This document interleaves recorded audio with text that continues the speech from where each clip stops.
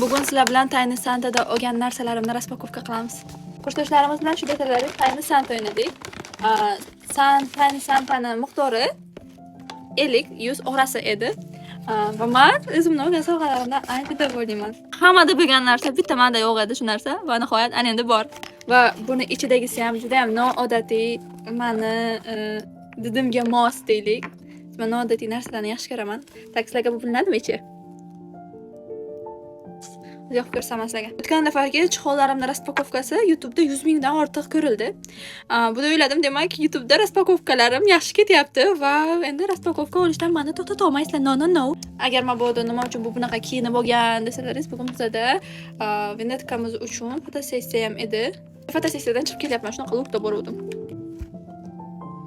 To'xtanglar, svetni o'chiramiz. Bu go'zallikni svet bilan ko'ra olmaysizlar.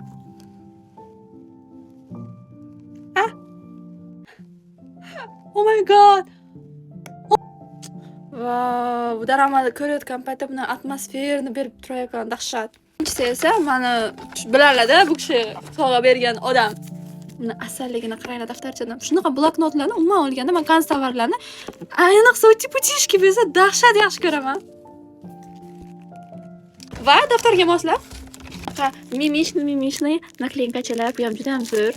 Menga yoqadi shunaqa mimishli narsachalar. Hozircha shu yerda dekabr oxirigacha umidda bo'lishimiz kerak, chunki blogim ochilganiga 1 yil bo'ladi. Shuning uchun oilamizga qo'shilsangiz xursand bo'laman. Hammaga annyeong.